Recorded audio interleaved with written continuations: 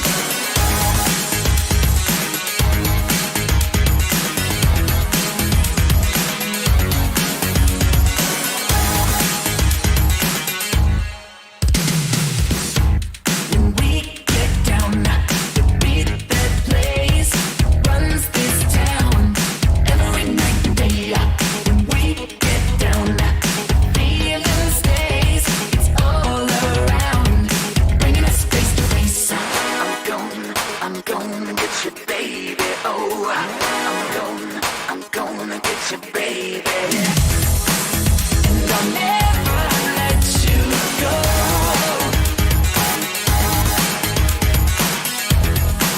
'Cause you got that neon glow, oh yeah. Got your love in stereo.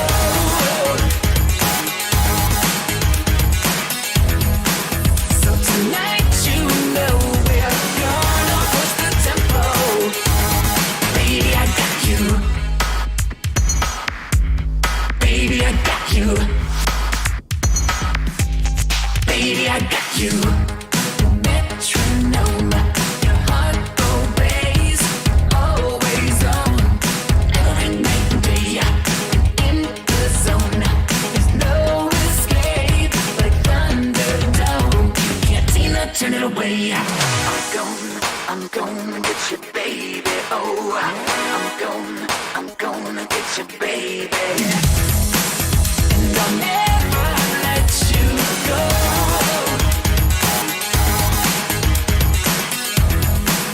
'Cause you got that neon glow, oh yeah. Got your love in stereo.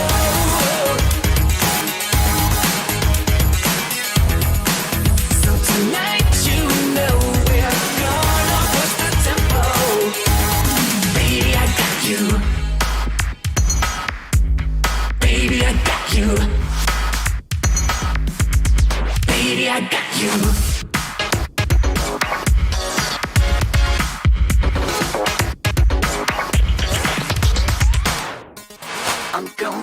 I'm gonna get you, baby. Oh, I'm gonna get you, baby. I'm gonna get you, baby. Oh, I'm gonna get you, baby. And I'll never let you go.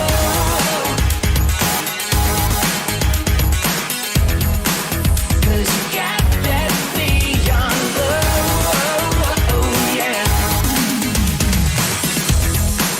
Got your love in stereo.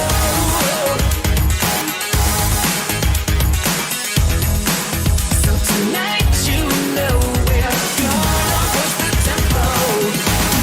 Baby, I got you.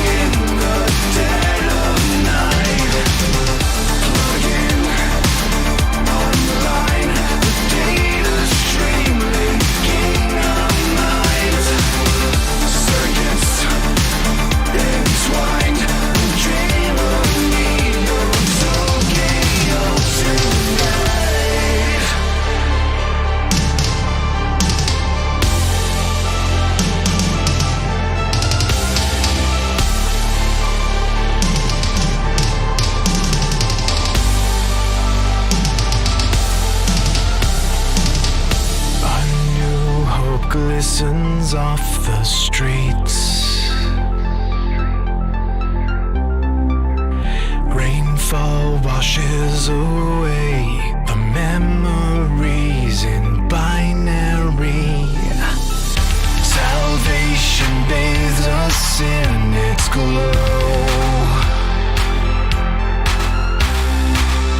We look up to the sky and dream of Neo Tokyo.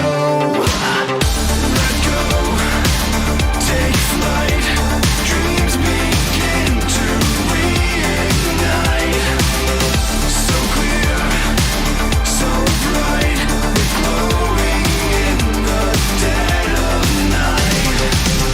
Plug in, online, the data stream linking our minds. Circuits entwined, we dream of That's the right button, isn't it? Tokyo.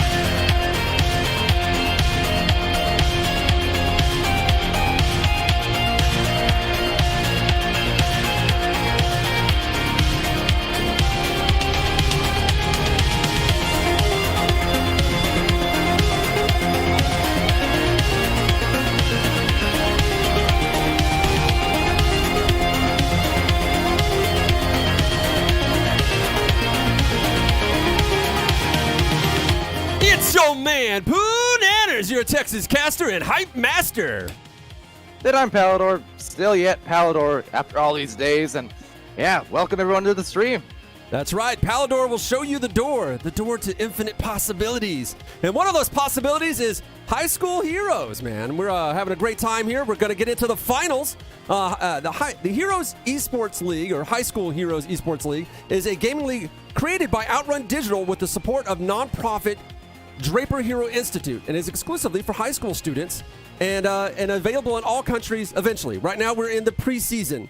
Right now, this preseason involved 11 Title I high schools across 9 states, and we'll be expanding to more high schools soon. Hit up hsvrleague.com for more information if you want to join us. Our preseason partners include the VR experts over at our VR esports experts over at V-Respawn that help with production. VR Esports Brazil for our Brazilian simulcast. Fix Gaming for the music you're hearing right now and the rest of the production. Our other partners and contributors to our prize package include Antline, creators of the famous Mod Mic, attachable boom microphone. And they'll be awarding each of our first through third place winners a free wireless Antline audio mod mic. Mammoth VR, who makes a series of products for your VR equipment, will also be rewarding gift cards to each winner in the amount of 150 to the first, 100 for the second, and 50 for the third. The hit VR game Synth Riders will be awarding free game keys to everyone who played in this season.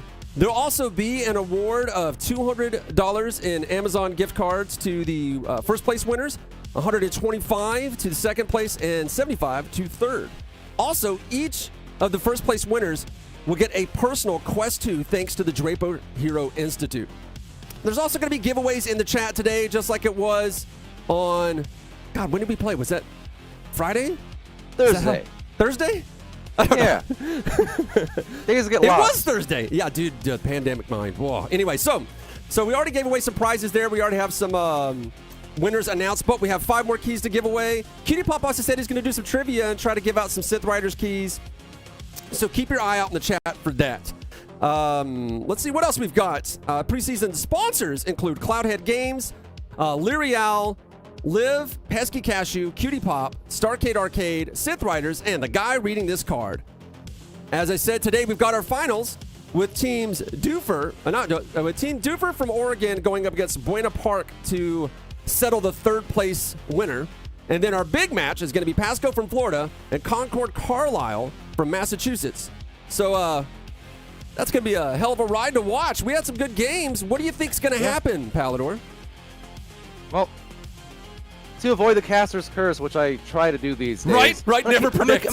I'm gonna keep it to generalities here. I'm expecting some good matches now on Thursday. Now, it was Thursday when we saw these teams last. Definitely some impressive players, standout players that we saw there. I'm curious to see how they go head to head here, and factoring in, that it is the finals. It is the third place match, and then the first place match, and second place match, of course. The pressure's gonna be on. Got everyone watching. It's for the prizes here. These great prizes you just mentioned, provided by these awesome sponsors of ours. And I'm kind of glad in these situations to be the one in the caster's desk, because I get all the excitement without any of the pressure. Yeah, well, there's exactly. like the smallest amount of stress, but as somebody who has won 3 championships, the stress is way different when you're on the stage. So 100%. It's a different situation. Yeah. 100%, man. I remember one time, just the one time I did a VR esports competition, like the entire time I felt like I had to desperately had to use the restroom. Like I couldn't shake the feeling until like the moment I won, and then I didn't have to go anymore. And I was like, how do you deal with this, Palador? What do you guys do? Well, you just put on the headset. The first few minutes are usually the toughest, but then once you get into the immersion of the game, it all fades into the darkness, and all you think about is your team, and what you got in front of your face, which is to say, Echo Arena. That was a setup for a joke. I was hoping you'd just say, depends. Yes, you're right. I set it up for you. That doesn't matter. I'm just messing anyway. Anyway. I should have known, Punanas. Should have known. All right, so we're getting ready for Pesky to set up that match. He's already got them loaded in. They just got to press ready. Duffer versus Buena Park. These students let me know it's not pronounced Duffer. And I mean, that didn't make sense to be pronounced Duffer, but I was like, how do you say this? As a caster, that's like the hardest thing when something is not spelt phonetically. Which, by the way, is why my name is Poonanners. Like, you look at it and immediately there's no question about how that's said. Oh, I thought it was Punnanners. My bad. In what country? Canada.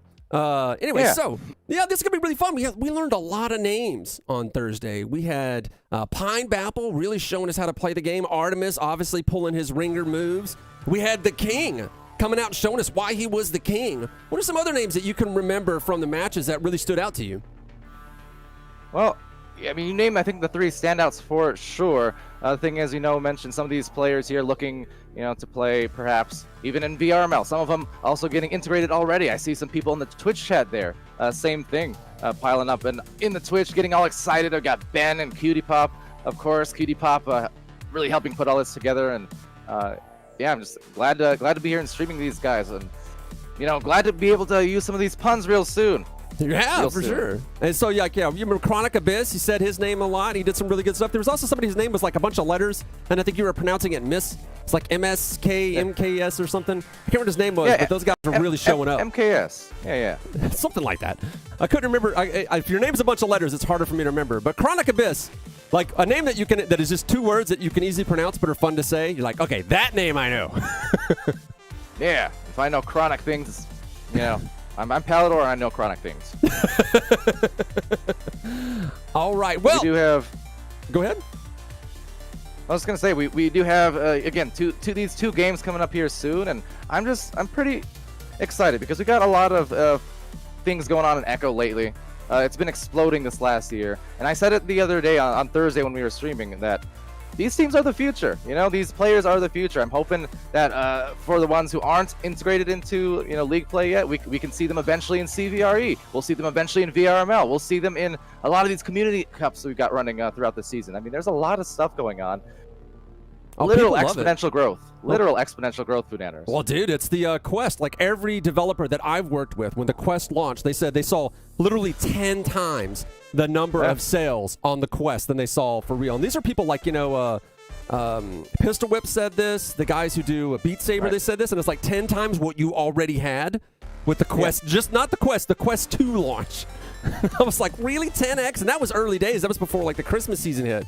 And I haven't talked to people since then because been busy. But so as you've been witnessing, definitely the number of people interested in wanting to play and wanting to sweat out their headset has increased greatly. Hey, I always say it: if you don't bring a towel and a full bottle of water to a Echo match, also you're doing it wrong. You're not trying to win.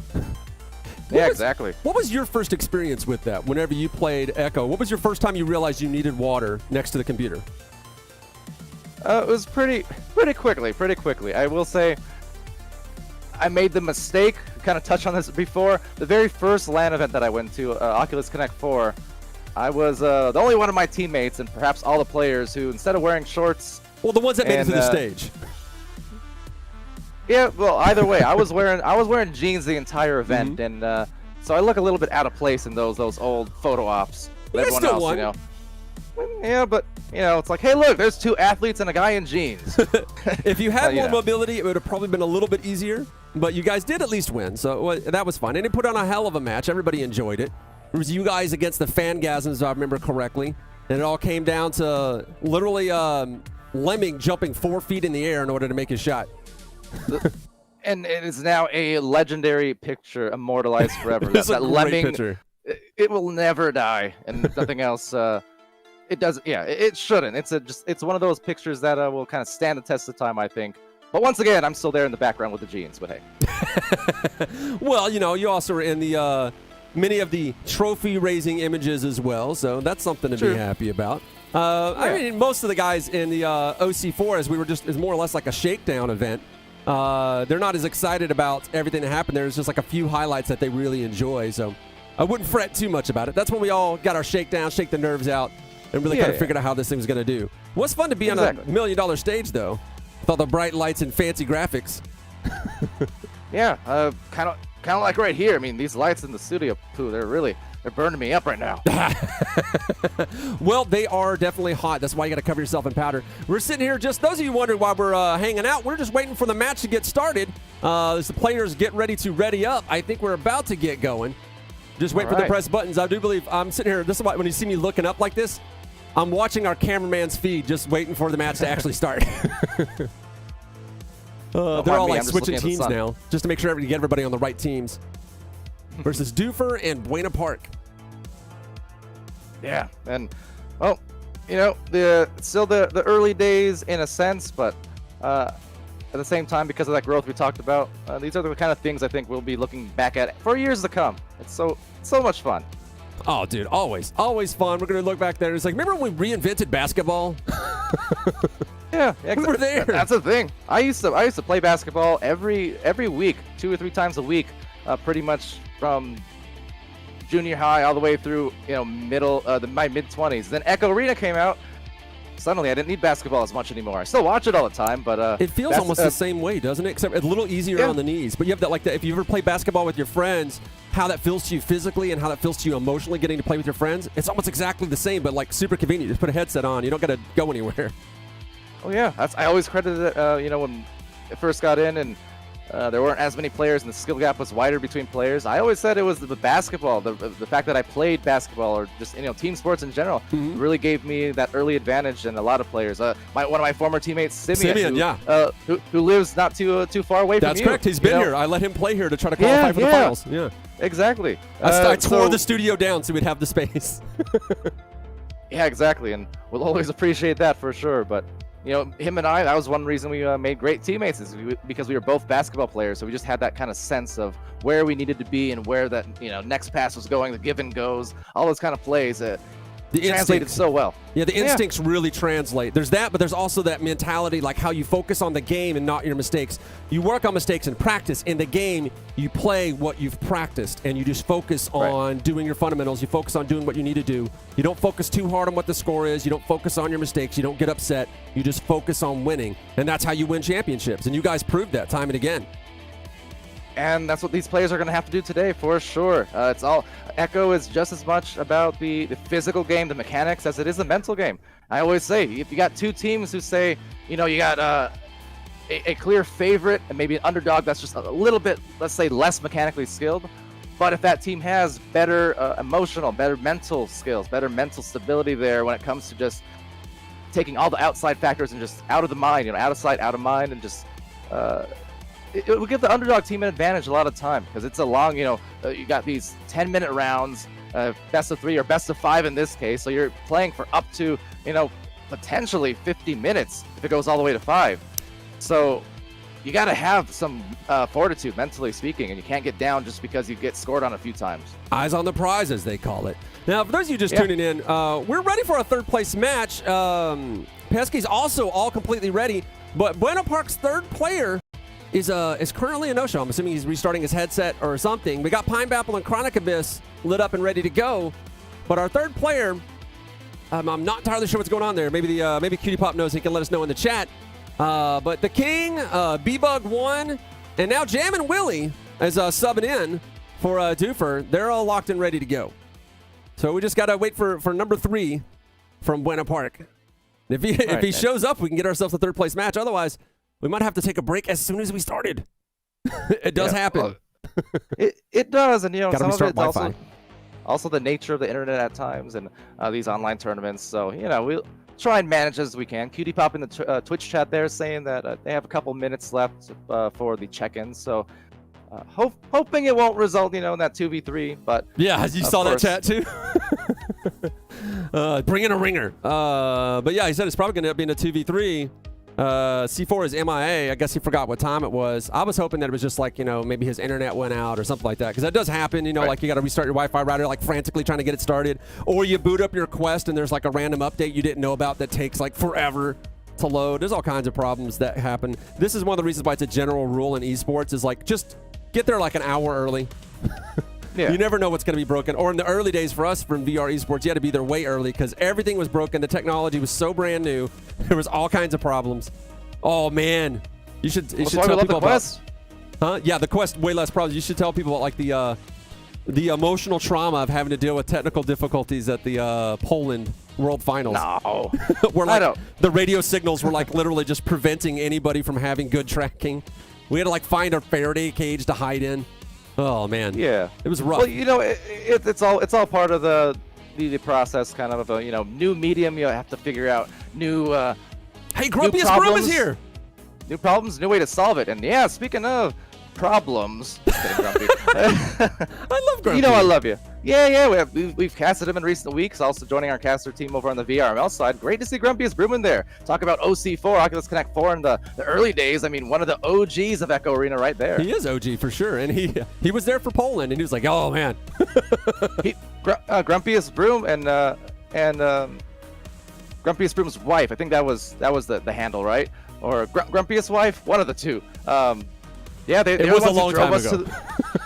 They drove us to the arena for those finals. It was a whole pandemic ago. Yeah. And to Grumpy's credit, he could have totally just drove us in the opposite direction and dropped us off somewhere in the middle of Poland. That would have been, but he did not. That would have been the move. That would have been the move. Yeah. Like, I'm not dropping Eclipse off. Especially those World Finals. That's when y'all had iShiny on your team, right? Yeah. Well, yeah, exactly. iShiny, the man with the most buttery voice imaginable. Gotta get him in a cast one day. Dude, his level of like cool, like it made me what's the word? So self-conscious. Like this guy is like so profoundly cool. I feel afraid to be too close to him. And he was like, and he always played off. He's like, no, man, but like in like the coolest way. I'm like, God, why is it like the big pro esports guys are like super cool like that? I don't get it. Yeah, exactly. I don't know how he does it. Hey, that experience brought us a lot for sure because among all the rest of us players there on Eclipse, none of us were, most of us in fact, had not had esports experience. iShiny, of course, though, pro Overwatch and Apex Legends. For a while there, at the very least, I think he held some Fall Guys records even when it first came out, the first month or two. But yeah, love the guy very, very much, and I know he's very busy with the esports still yet. Yeah, it's been his job. Yeah. It's like when we say professional esports, like those of us who are like pro VR esports players, we've got paid to cast or we've got paid to compete, and that technically makes you a professional. But when we say pro esports guy, when we're talking about iShiny, like literally it's been his job for probably since before he graduated high school, I'm wanting to say. He's been like literally that's been his job. And he knows all the secrets and he shared those secrets. All right, the match has finally started. Let's get into this. I guess they're going to go 2v3. No, they actually got William. All right. I guess they're deciding what they're going to do. Wait, did they not start the match? I'm super confused. The clock is running. They were talking there at the Double Diamonds for a while, but looks like they're on the way and going now, so. Hey, here we are. This is our third place match, ladies and gentlemen. Welcome to VR Esports. All right. Well, the King has it, and he's sort of walking it in, letting people line up. I guess they're deciding that they're going to do a little bit more of a warm-up here to get people used to this. Looks like we had ourselves a sub. Oh, Cutie Pop says, this is not the match. You didn't read the chat. Hey, we read the chat, some of it, but then you keep changing stuff. So what are we going to end up doing then, Cutie Pop? You know what? You know what we'll do? We'll take ourselves a little break while they get it sorted out.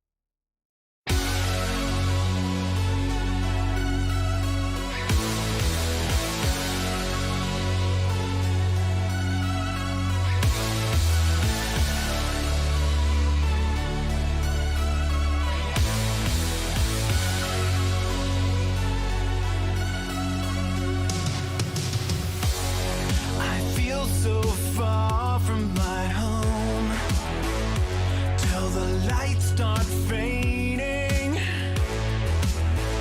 Streets come alive in the night when we're alone. Your thoughts are naked tonight in this neon glow. Lit up like a firefly, your circuits are online and ready to go. Open yourself to me, prepare to entwine. Breathing in binary, our systems align. Searching for frequencies and scanning through time. Both lost in the data stream that's linking our minds.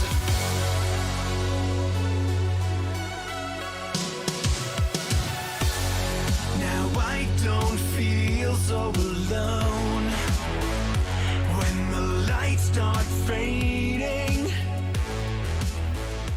We bathe in the And we are back with the match beginning now. I believe this is legitimate, according to the chat anyway, that we were getting underway. He said C4 was had a bit of a bathroom emergency, but I was like, which one of these guys is C4?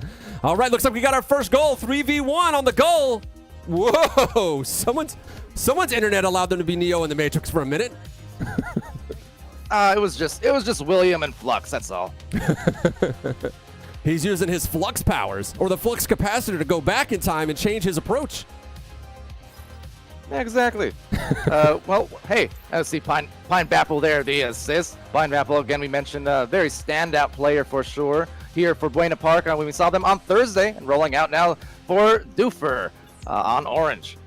That is right. Doofer rocking the orange team, Buena Park rocking the blue team, doing our third place match as it gets going. We've already got a score up from Buena Park. And already Doofer is in trouble again. Can they get the clear? He doesn't even realize there's someone right behind him. Oh, he got stunned, but he didn't get the disc. We've been seeing that a lot lately, that these guys go for the stuns, but not the disc. Oh, sometimes it's really tempting. You see an open head just exposed for the punch. You're just so tempted to pop it. You know, that said, trying to pop maybe one into the goal, but no, just out of the reach. We'll take another attempt softly, and that's going to careen right back to a rebound from Pineapple. That's also why you keep the disc up next to your head when you can't see anybody, because if they hit you in the head, then you can just butt it away with your head. It's like you can't grab the disc, but your head still works. Oh yeah, you see that a lot these days too. If you can't use your hands for a couple seconds, just use the body. Some headbutt saves even at goal sometimes we see at the high levels of Echo Arena, and it's crazy. Oh, they make it so the disc doesn't go through your chest anymore? Did they change that? Oh, it still goes to the chest, but people use their heads at the very least. Your head for sure. But when you said body, I was like, oh wait, your body works now? The rest of your body, yeah.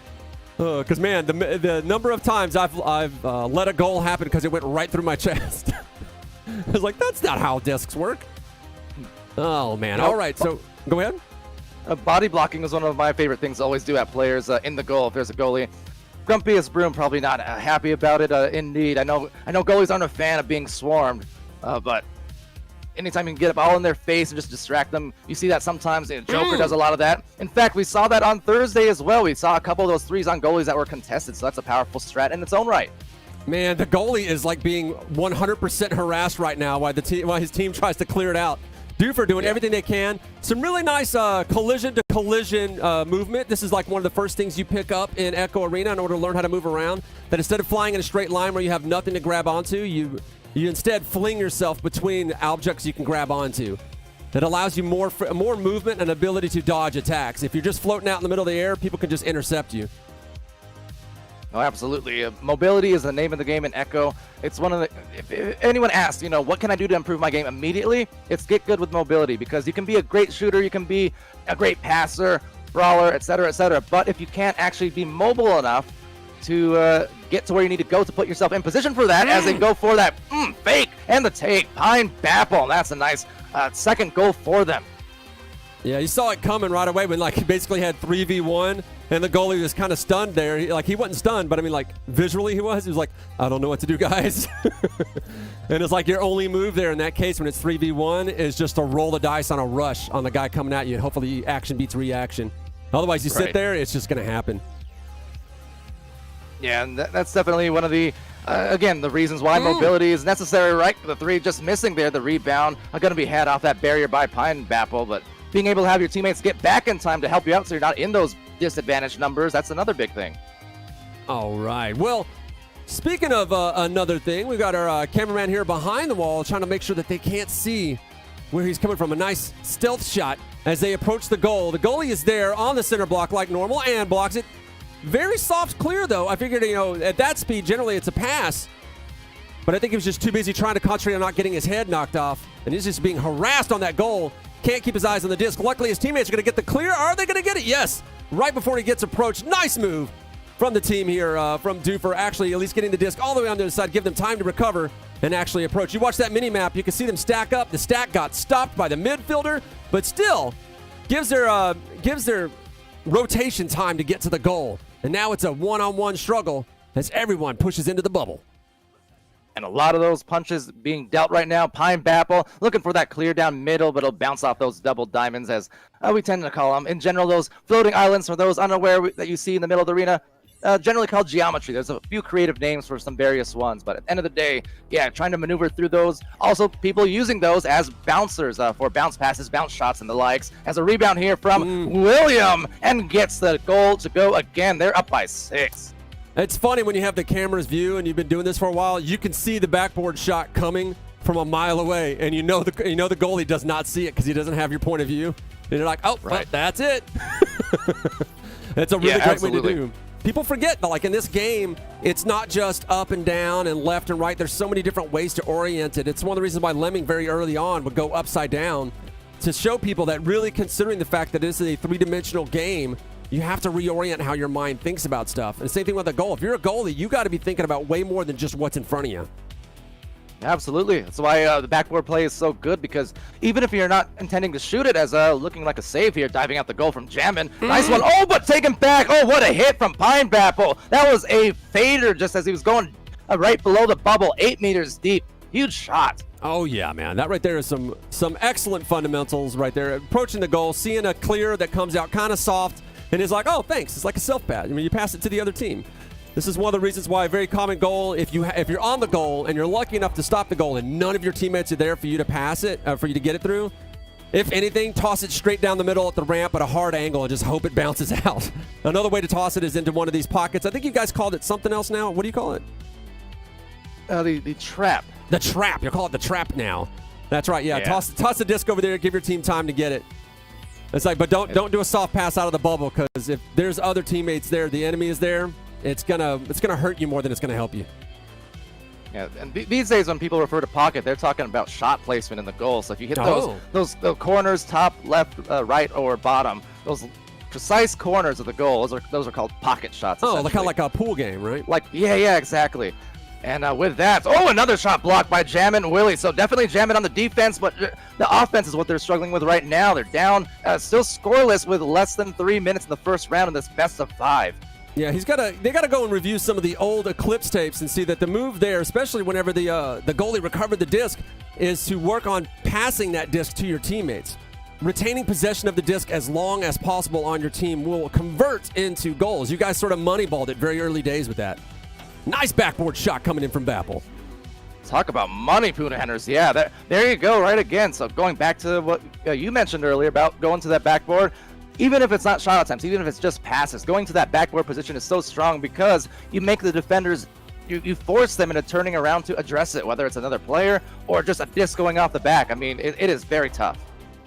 Yeah, Grumpiest Broom correctly calling out that perma goalie is a bad strat. That is correct. I mean, generally, the person who plays your goalie, at the very least, is in the goal more than they're not.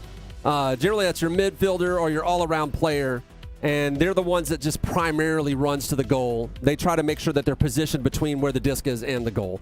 And then everybody else kind of rotates in depending on what that goalie's doing. But for the most part, it's not just permanently stuck in the goal. You do see that sometimes, though, like if you're playing solos, and you can't really count on your teammates, or you're not sure what's going to happen, or you feel outnumbered, you will find sometimes that you're kind of just hanging out in the goal. It's like the other guys aren't going to rotate in if I'm out of position, if they stack up on me, and that's what the chat was saying. It's like it's looking kind of like a 2v3, so that's probably why he's hanging out in the goal.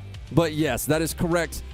If me and Palador were in there, especially with this scrum that's going on right there, we would not be hanging out in the goal right now. Well, the King certainly is. So there's one of the names you mentioned from Thursday coming back with their first 3 points. So 11-3 now. Desperately needed that. Even if they can't come back in this round, you still want to see something on the board. Well, those of you see a lot of old professional players in the chat. These are high school players from Title I schools, and they could definitely use some coaches. So if you want to reach out and be a coach for a high school esports team, definitely reach out. These guys could use as much training as you're willing to give them. Especially as we start seeing some pro players that are still in high school decide that they want to play in this league. It's going to be really rough with that skill gap if these guys don't get some coaching. Yeah, and just a lot of those efforts going on in the community. I mean, there are plenty of teams at the pro level who offer coaching. There are people who offer VOD reviews. There's certainly boot camps and other efforts like that. It's a great steal coming in from the King there, so trying to pass it off to the tunnel. The time is about out in this round. Again, this is a best of 5. This is our 3rd place match here in a High School Heroes Esports League. And yeah, winding down this round, but it's a successful start for Buena Park for sure. 100% as Buena Park takes that first round. Now, wait a minute. I feel like that one showed up before the timer went down. It was confusing. All they know is they got 1 on the board on the win column, and a little bit closer to claiming that prize. Definitely making it this far here in the tournament.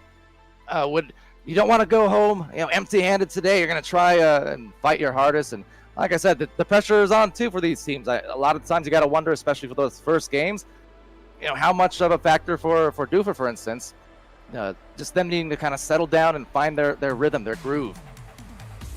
Yeah, that's right. The chat is actually saying that Doofer plays uniquely. The King is really good, but they can do much better than this. Well, this is also the preseason. A lot of these people just got their very first Quest 2 headset, their hands on it, so they're all getting, and they were thrust into competition immediately. So we will see the skills come up, but I think we'll see them come up faster as these guys get involved in the community and the coaching system, and we get some guys lining up to be high school coaches. Hell, might even be a time that you see some of these guys like literally get jobs as VR esports coaches at high schools as this stuff actually begins to take off. Yeah, and you got to remember too, put it into context, even for VRML, when we had a preseason back in November and December 2019, that was the first time the game went to 4v4. And for a competitive play. And I remember that was just a 6-week preseason for us. And there was definitely a lot of, even for veteran players, there was a lot of adjustment period. If you go and look back at some of those VODs and compare the metas and the spacing and the play then, I mean, it's wildly different, you know, between preseason and season 1. So even for vets, it takes some time to adjust sometimes. Oh, yeah. That's the thing I always tell the kids whenever they feel kind of bad, they don't think they're so good. And I was like, talk to any pro player that was at OC4 and then show them video of OC4 and ask them their opinion. Yeah, no one likes where they were and they like where they've gone, but it took them time to get there, time and practice. And you guys will get there too. But there are shortcuts. There are people who, like, we had to figure out the answers. The answers exist. You could get them for free from anybody. So this will actually allow you to get there much, much quicker. Yeah, exactly. And I mean, even that said, for these players, I mean, look, going for the passing play, that's going to be a turnaround into the pop shot, but popping out, jamming again. He's been doing very, very well in the goal there so far today. Oh, man, great stop. Oh, Grumpiest Broom actually said he recently watched the Poland finals, and he's like, oh, that was rough compared to now. There were some good matches in the Poland finals. I didn't realize that, like, you'd see that. But granted, compared to now with the 4v4 and the speed people go, you'd probably be watching those finals and be like, wow, why is everyone so slow? Yeah, it's blinding these days trying to keep up sometimes, especially with those veteran teams. But as I said earlier, the speed, a really important thing, because you get your mechanics together, you still got to be in position to actually use them. And a lot of the speed factor goes into that. And just as well, making up for mistakes through speed is a huge thing. So if you make a bad pass or you miss a shot, as a backboarded play is going to be snagged again, jamming. God, he's got to keep track of where his teammates are going to be, or at the very least, you know, one of the moves that you guys would have is as you approach the goal, your goalie knows where you're going to be. Like, you guys have like had a play of where you would set up. So the goalie, whenever he would go to clear, he didn't really have to know where you were. He knew where you were going to be, and he would just toss the disc there, and you would be there to recover it and handle the turnover. It's a very clever tactic that I think I saw you guys do first before it's got to spread through the rest of the league. Like, basically, it was you and Simeon from playing basketball. You're like, we're gonna play zone. We're gonna play zone D. They need to zone out these offensive players right now, because that's another shot going in back to back for Pine Bapple, and so Bap to Bap, I guess. And Buena Park, they're up by a couple. That's the clip, guys. Bap to Bap. That's what we're gonna call it from now on. You gotta. I mean, that's the fun thing about esports, especially if you have a name with like very simple syllables to say. That allows us to come up with lots of nicknames for your moves and things to do. If you ever want a move named after you, have an easy to pronounce name. Oh, exactly. You got plenty of those in the Echo Arena, between the Ender move, which is kind of a defensive move you can do to shield yourself with a disc. You know, you got the boot shots. You got the boot shots. I mean, there's a lot of different plays that are kind of named after either teams or players in this game. Exactly, but if your name was like Leet 48779, it would be very hard for people to name a move after that. Yeah, Grumpy pointing out the cloud shot, for instance. That's a fun one. That's a long bounce shot off one of the mid blocks there, the upper geometry that the camera actually just panned by over there. So a lot of different clever maneuvers, and you know, if you popularize one of them, I mean, you can be immortalized in the game essentially. The camera's in space now. As are we. Yes, that's right. This whole game takes place, well, actually, strange enough, it looks like space, but it actually takes place in a simulation. This is the Echo bots actually just practicing their moves. Those of you who played Lone Echo, they didn't just practice moves inside Echo Arena for the entertainment of others. They also secretly turned them into combat droids, and that didn't make Liv very happy. Not so much. But then we got Echo Combat, and everyone was happy again. Yeah, exactly. Fun fact, for those who might remember or been around at the time, for April Fools a couple of years back, they put in, Ready at Dawn put in a combat mode into the actual arena game, so you can have guns in the arena and blasters and stuff for a while. Yeah, people enjoyed that. Yeah, that was goofy, but it was exactly what people were asking for. Like, it was really funny. Early days of this game, people said, okay, we like what you've done with Echo Arena, but can we also have guns, right? And then forever later, they made Echo Combat, and people were like, no, that's not what we meant. We wanted guns in the arena. Yeah, and for a little while, we did actually have it there. It was kind of a unique experience there. Maybe we'll see it again one of these days. Well, you know, you get the obvious comparisons to Ender's Game whenever you see this. And it was really funny. The developers talk about how they try to figure out the geometry they wanted to use for the arena, but Ender's Game had not come out while they were working on it. And then after they had developed the geometry that was optimal for doing this, they saw in Ender's Game that it all looked very similar. And they was like, I wonder if those guys, and they were trying to figure out optimal geometry for representing what was in that book, that they came to the same conclusion we did. And I was like, well, you might as well just dial it up to 11 and put guns on them. Yeah. Go full Ender's Game. Trying to dial it up here is Doofer. The thing is, they got to be kind of happy with how this is going so far. They are down by a couple goals, but they are holding Buena Park overall so far to a lower scoring output. I mean, they are right in it. They are one goal away from making this a very, very close game in anyone's game, essentially, with 4.5 left. They just got to get some offense going here on the other side of the floor. I think maybe bringing, as we pointed out earlier, maybe bringing that goalkeeper out a little bit further to give them an extra passing option. Or rushing for the as good disc. as Jamin has been in here. It's looking like Jamin actually probably has some mobility problems. I saw as he was trying to rush the disc, he wasn't confident in his ability to get there quickly. So that might be one of the reasons why he's staying in goal, that he doesn't actually have quite the movement mechanic down good enough to actually play forward and then make it back to the goal in time. So his team is probably just saying, like Jamin Willie is not a name I remember from the previous matches, and so I wonder if he's like a sub or something like that, or if just my memory is that bad. But it could be that they just have him sub in. Either or, yeah. I mean, the thing is, like I mentioned, they're doing a lot better to hold Buena Park to a lower amount of goals. And to Jamin Willie's credit, has had a good handful of saves here. But, off of these clears, definitely want some offense just like that. Look, it's bap to bap to bap, and he is bopping right now. Buena Park, now they got their 6th point, and courtesy, again, Pine Bapple. Yeah, so there you see Jamin, if you saw his mobility in the goal, and for example, right there, when you needed that extra movement, that's when you looked and used your boost, and you didn't see that coming from him. So it definitely looks as though he's still figuring out the movement mechanics, has not had the time he needs in order to get really quick with those moves. So I think that's one of the reasons why he's just holding on that center block, trying to provide as much interference as he can for his team. Oh, dude, I mean, there you go. It can't, regardless of anything, that defense has been great, but it's just the mammoth effort from Pine Bapple, who continues to just put in points by the barrel full, it seems like. Oh, Pine Bapple obviously plays this game. Or as you can see on the King right there, you see a level 35 sitting above his head. And you see Bug and Jammin', they're hitting 8 and 6, I believe, above their head. So they just got started. King's been playing on his account for a little bit.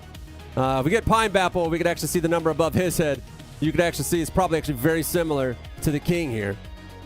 Looks like Chronic's also sporting in the 30s. No, 15. Yeah, Chronic's only 15 right here. So this gives you an idea of how long they've been playing. Yeah, well, like I said, even for all things considered with that, these players are still a lot more advanced than you would expect compared to the early days, because they are, you can see, again, going for these backboard touches. They're actually getting saves for one thing. That was not even a thing for a while in Echo. You can name the amount of great goalies just on a single hand in the early days, but now we're seeing some great saves that set some great plays. There's another grab, but a take back and back again. So we're going all around the world as the King sends it through that tunnel off of that brawl. I attribute the quick knowledge that people can get, without coaching, to great tutorial videos that exist on YouTube, yourself included, but Pep Aller's got plenty of early tutorials out there that tell you how to play this game. We had to spend so much time in the beta just figuring it out, but once a lot of these problems were solved, people put them into video and can teach them to you that way. But nothing, in my opinion, beats literally being in the arena with a professional player that knows how to teach, where they could, oh, we got some dribbling. It was almost a good idea. And much like a dribble that spilled right into the goal, it's Pine Bapple, 10 points now for Buena Park. That's right, we're only moments away from the end of round 2. It looks like Buena Park's going to take themselves another win. This is preseason, though, so I think with practice and with coaching, you're going to see drastically different skill levels coming in from these teams.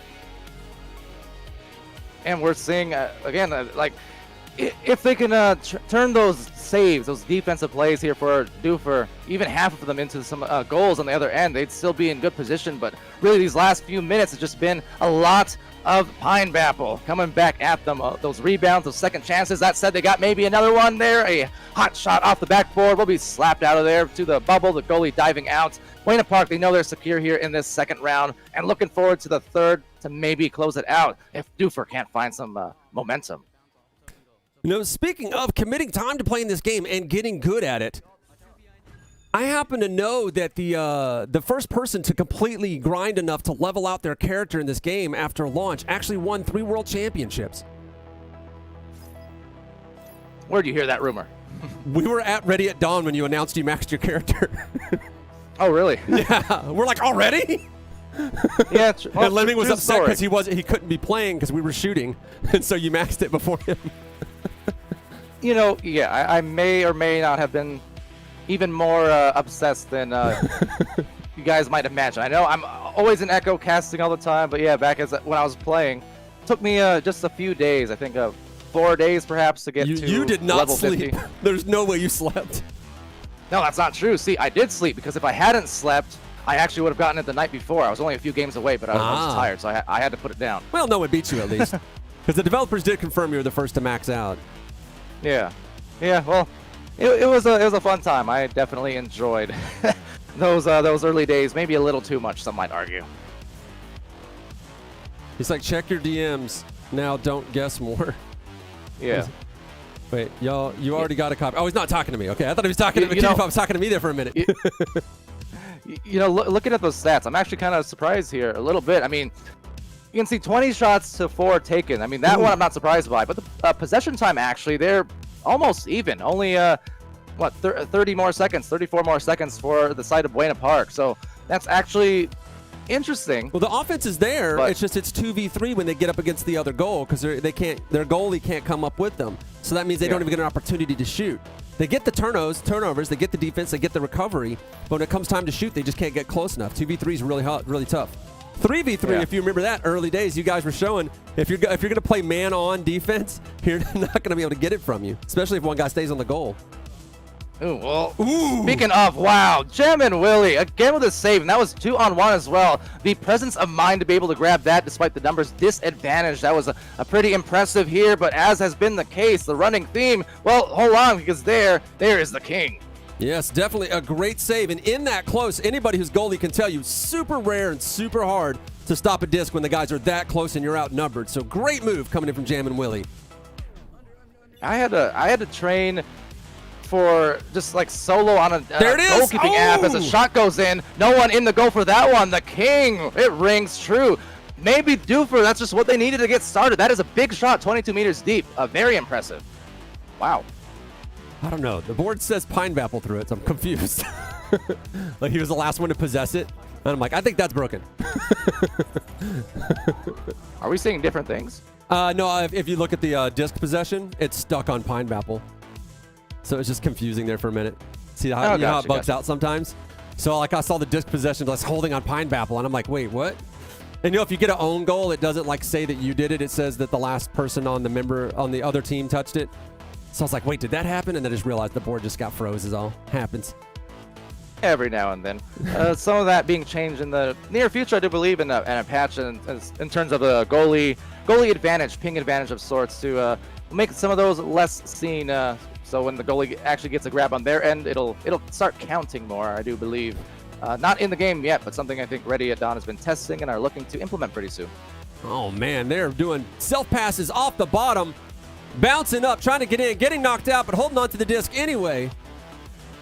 He's going to work himself some jukes on the ground. He's like, I got time to make a shot. Going to rise up as both people in the goal get knocked out, but knocked out way too early for it to count. 3 people out in the bubble, 2 of them out, looking for that clear or a juke. Ooh! Yeah, exactly.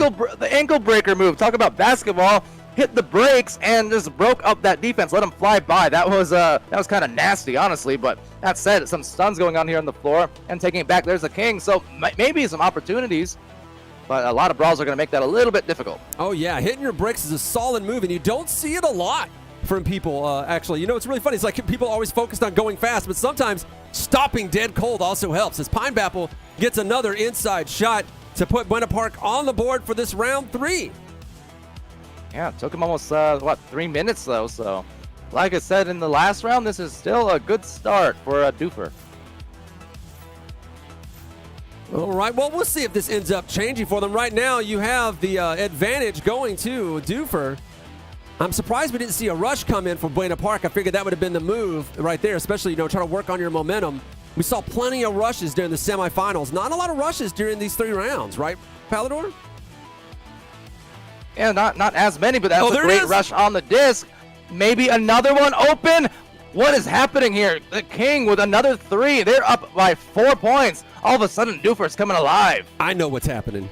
And you've seen this too. When you're playing down, you're playing against somebody who's better, right? Or at the moment, they are making it harder for you. There's something about Echo Arena. Playing a harder team makes you better faster. So since they're having a 2v3 a lot against Bueno Park, they're just learning how to deal with playing 2v3. And I think that's translated now. They finally warmed up. It's like, all right, we know how to handle 2 versus 3. I think you're going to see more coming from them being able to handle that. Yeah, I think so. I mean, some adjustability coming in here as the aggression comes outside that bubble. Maybe another turnover. King is in the area. So is William. William gets the grab back, but loses the handles. Another take back here as the disc gets piled upon by these players, and it will be William backing it out to the bow tie. Smart passing here, right down mid lane, right down the goal, and they've got it back within 2. Man, when William and I think it was the King were both making a play for that loose disc, you notice that they were Doofer's player, I can remember who it was, but he was making a play for where the disc was, versus William was going for where it was gonna be. William showing excellent disc prediction skills there. And he was able to get to it first and get his team possession, and then they maintained possession by actually doing an outside pass. That's a very clever move you started seeing developing in early professional play, where people started saying, oh, we'll go on the inside, right, draw the goalie and everybody's attention to the inside, then I'll pass it to somebody outside the bubble who gets an easy shot. People got to whip around 180. Solid play.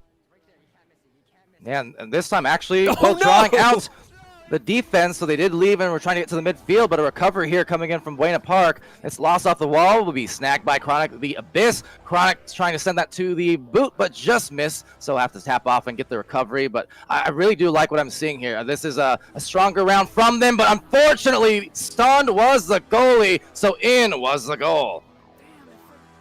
Oh, man, Buena Park hitting hard. As the chat has said, bringing the pain, going 6v6 in round 3. Jamming still learning the ropes here. They got some help in the goal, but ended up kind of loose from the goal. It can be very difficult at first to wrap your mind around going between collision to collision, like grabbing and throwing your body between stuff instead of getting caught just floating out in the middle of nowhere with nothing to hold on to. We've seen that happen to Lemming a few times where he was just gunning his speed. Nice play. Where he was gunning his speed down the arena. He was free floating. He was fine. Someone stacks past him and knocks him out, and he's knocked out literally with nothing to grab onto.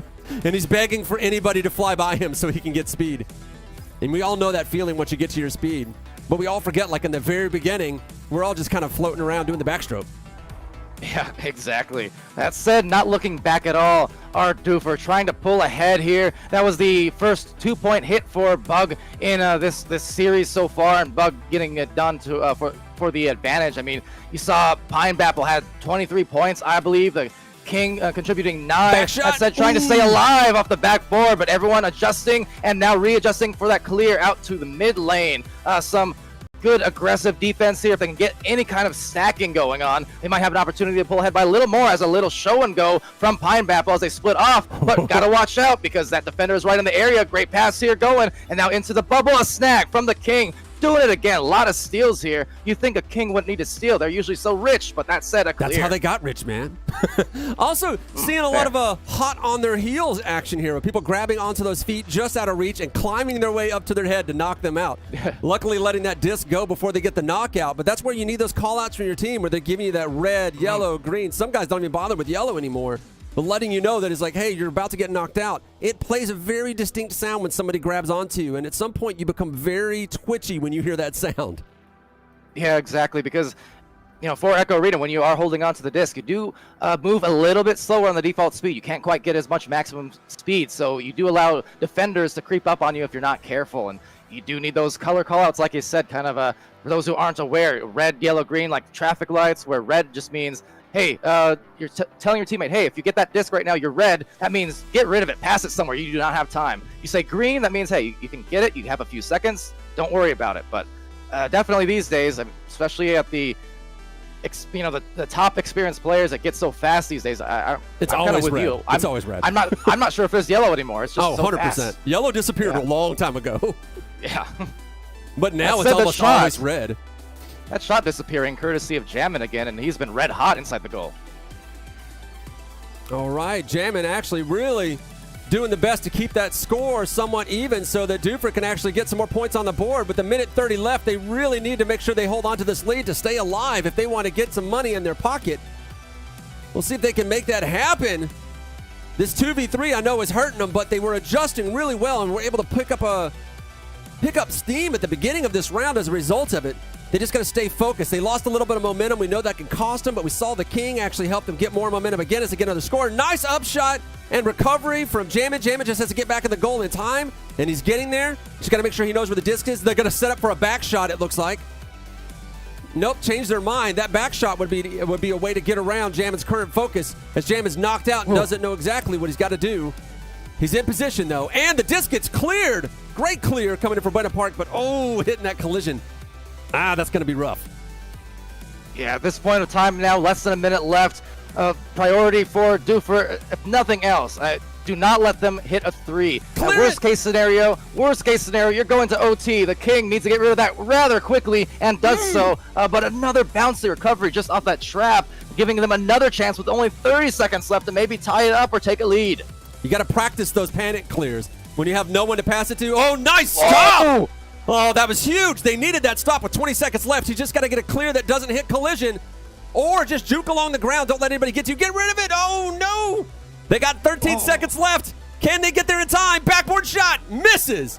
I think that might be their last chance. But, yeah, you definitely want to practice those panic clears when you have no other choice and you got to get it down one of these tunnels. You need to practice where you're throwing from that you can get it down. Oh, no. What? Spoonanners. What? What a shot. What a way to cap it off for Duffer there. The King indeed has ascended to just god levels. That was ridiculous. 11-6 after not only that, some stalwart defense, some big steals, a great clear. Duffer is in the clear to at least force this round 4. What an immense effort to put them back in this game. Oh, freaking amazing. We do love those shots. I mean, clearly that wasn't on purpose, but it did work out for him, and it's always fun when you see it at the end. Giving Duffer the first win of this best of 5 rounds. If they can keep that momentum going, a shot like that will give your team a lot of charge and give them a lot of hype. As we see, Jammin is really starting to settle into the goalie role and starting to understand a lot more about disc prediction, at least as front attacks are coming in. So I think you're going to start to see a little bit more momentum from them. I don't know if it's going to translate as a win. As you know, the caster's curse. If I even slightly think that they're going to do better, they're going to do worse. So I can't say that. But I do think that they have a possibility of continuing this momentum. Oh, absolutely. Look at the defense here from Duffer. As I said, that hasn't really been a problem in those previous rounds. I mean, they've got 81% of the saves. They got 64% of the steals. And a lot less shots taken didn't matter in that round. And for that matter, I'm not even so sure that shot wasn't intentional in the sense that I've seen so many people aiming for those corners in like VRML. Oh, you think he practiced that shot? It's possible. I mean, it's one of those things where, do you expect it for sure to go in? Maybe not. But do you know the general area you have to place it to give it a chance? Yeah, there's a lot of players these days who can do that. So I'm not saying it was, but that shot certainly was intentional. But I'm just, I'm giving benefit of the doubt at the very least. Whatever that case was, that's still a big momentum builder and a crushing blow to see those kind of goals go in if you're the opposite team. Well, those are the best panic clears to practice. Your panic clears that you know that are shots that have a high likelihood of making it into the goal, if not getting close. Because the great thing about doing a panic clear that's like that is that your two of your guys stack up and rush down to the goal. So if it doesn't go in, it's at least very close and you can just drag it in. Right, and if you watch players here at the again, experienced players in VRML or otherwise, other leagues and other tournaments, you can watch these clears. They don't happen. As that shot will for Bug gets the second goal for Bug here. That was nasty. Sending to the last round. That was a great hit into the bottom pocket. Oh yeah, just to finish a thought, if you watch a lot of these clears at the higher levels, you actually don't even see a lot of mid clears anymore. Most of them will be bounces off the walls or into the corners by that goal. Just because they know that at least gives them a chance to get it back. It also gives them a chance to get it past the midfielder. At the high tier, the midfielders, the midfielders are not going to No, like those panic clears that we used to do back in the day where you just throw it down a tunnel, you know it's going to bounce in or get close to the goal. That doesn't fly at the professional level because the midfielder is always going to be wherever it is you're throwing it. So you need to do a bounce shot so that it's harder for them to predict where it's going to go. Absolutely. And Pine Bapple here trying to send one, maybe passing to the boot. Will be overtaken. I see, not the boot, but I see a boop in the chat. We're talking about boop shots earlier and such. Well, here's Pine Bap getting right back into the heels. That is to say, digging the disc in there for their score. But yeah, High School Heroes Esports League here. These players, very new to the league and to the game overall, but this is, again, a tremendous effort being put together by Outrun Digital and Draper Hero Institute to provide these players in high schools, you know, with a chance to get into these team sports and VR, and it's amazing. All right. Well, we have the guys putting up a hell of a fight here going into round 4 of 5, or at the very least a best of 5. We'll see if they end up taking the win. Showing some excellent backboard shots. We actually saw them make that last goal where they aimed for his feet, aiming down, which is very popular in the first season of ESL's league, or the VR league, where you realize that it was much easier for people to reach upwards than it was downwards to stop a goal. And so you just aim for their feet. Or if you were a lemming, you would be upside down, so their feet were kind of like head relationship to you, so you would just jump. And then if they reached down to you, they had even less likelihood of getting to you. Nice pin off there, by the way, from the King. That was really close to the goal.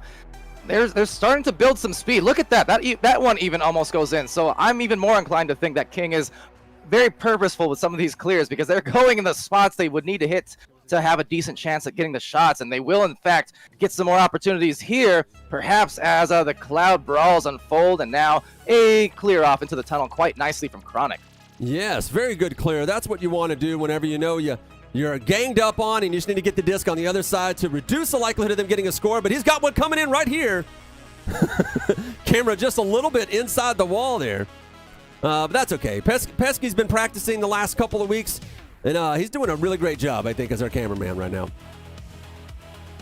Just, yeah, exactly. I mean, the cameraman, Pesky Cashew, of course, helping out here, and, you know, definitely doing some good work as these teams try to put themselves back to work, because for Doofer, they bought some momentum in that last round. Currently, they're down by 3, but they got 6 minutes to spare. And on the whole, the latter halves of this 5-round series, potentially, have been a lot lower scoring for Buena Park than when they started in rounds 1 and 2. So that's still good news here for Doofer. Shot. But this is bad news for Doofer because that's a 3 from Pine Bapple. Again, shooting just hot. Has to be around 30 points at this point for him. The one time the goal is open. Oh, man. Yeah. The Jamin, I'm sure Jamin is thinking about that. It's like, why did I leave the goal? I was doing so good in the goal. And we've all done that, where, like, you know, you don't think that you're doing a good job in the goal, so you just, like, especially early days, so you'll leave the goal, and then they start scoring. You're like, was I really blocking that much? Yeah, you are. In the goal, it makes it a lot harder, and people even hesitate. All right. Get this back here to the boot. Again, they're getting to this side a lot more, and you can see they have brought that goalkeeper up into that midfield now, trying to offer them some more dynamic options in the offense if they can. But of course, down by 6 points, they're going to start needing some scores quick. They don't have to be 3s, but they got to be something, as a brawl here at the bottom results in another clear there from Chronic, I believe. And down the floor it goes. Goal is exposed, so maybe some boost pertinence at the moment. Yeah, nice clear up the middle. No one's on the goal again, so it's an easy shot. And there it is. They connect. Buena Park, they're starting to see that victory at hand in this third-place match. They are 4.5 minutes away from being able to claim that. 33 points from Pine Bapple. Yeah. Brutal. Wow. Oh, man. So, you know, I think that's actually what's happening here is that Doofer realizes that it's kind of all or nothing, and so I think they did that classic hockey move where they pulled their goalie. Rather than keeping him in the goal, they're like, we have to get this score, so we had to pull our goalie. But it's one of those high-risk, high-reward moves, and it's actually just costing them more than they're getting benefit from it. Yeah, and I mean, like you kind of said though, at this point, I get why they're definitely pulled it. realizing. They're definitely realizing what they got to do and trying to get that recovery. Actually, I mean, the goal is exposed again with a grab. Oh, look at just barely missing the grab. Pine Bapple now what 35 points. Some ridiculousness for sure. The King got the speed, he got the rush, he was right in his face, and Pine Bapple just like ducked out of the way. Man, just learning how to juke in this game is very important. It's a very important concept to understand that action beats reaction in all forms of life, but is amplified in a game that's played online. So you want to act. You don't want to wait for someone to act to try to react to them. That's one of the reasons why in a goal, if someone's rushing the goal and they breach the bubble, you're much better off rushing them. Right. And you talk about reaction time and things like that.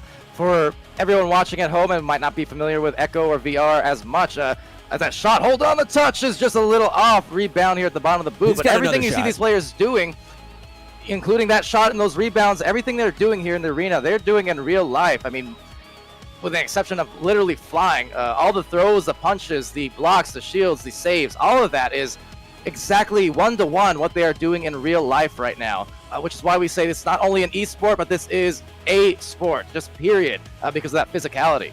Oh, yeah, you sweat to death playing this game. You got to drink and you got to eat right. Most of us were, during the beta, were playing so much that we were drastically losing weight and we had to up our calorie count. We all very quickly figured out that this was a real sport, which shocked us. I remember like the very first production meeting I had for this with ESL, I said, hey, we've got to have towels and water out for the players. And they looked at me like I was crazy.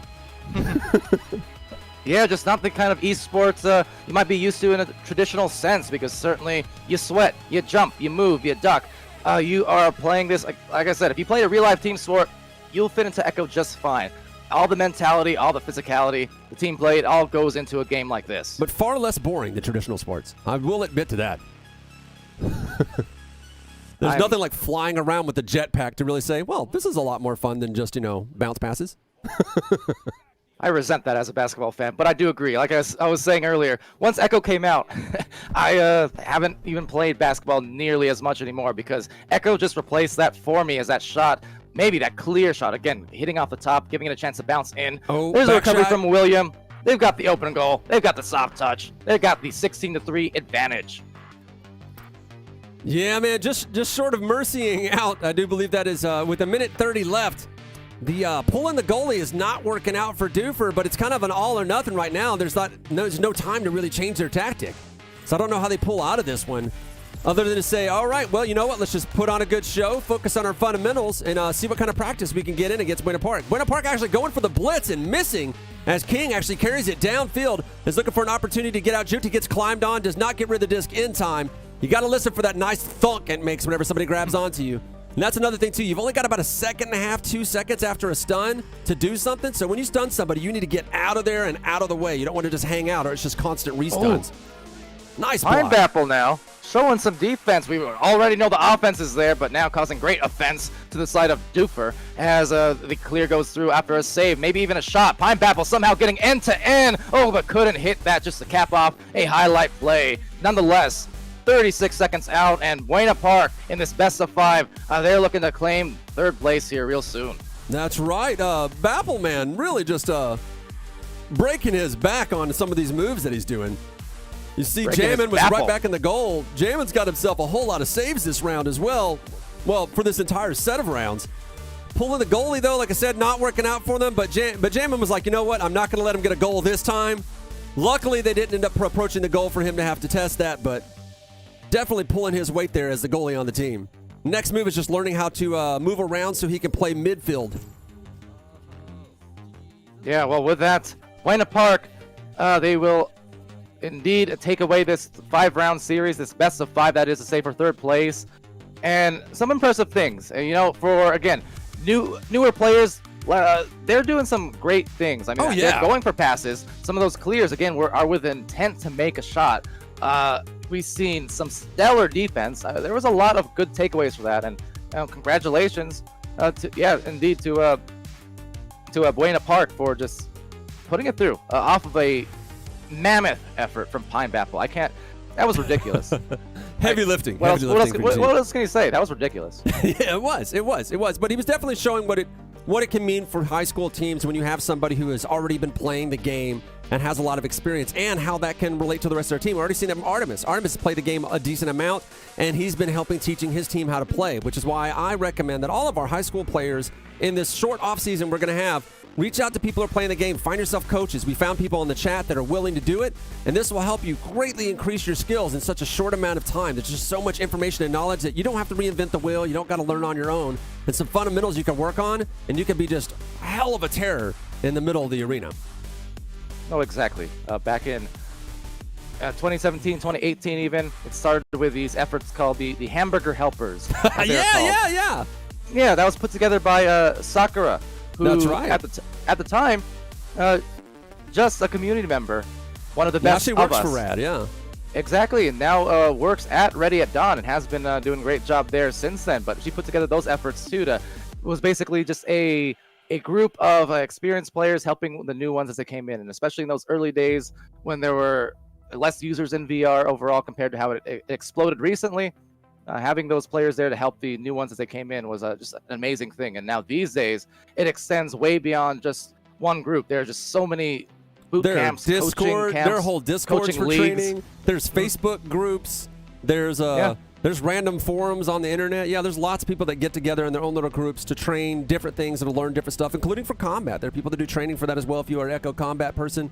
So there's lots of opportunity out there, so you can just reach out and just learn everything. Speaking of things that we learned about how these matches played out as we were about to see our finals come down.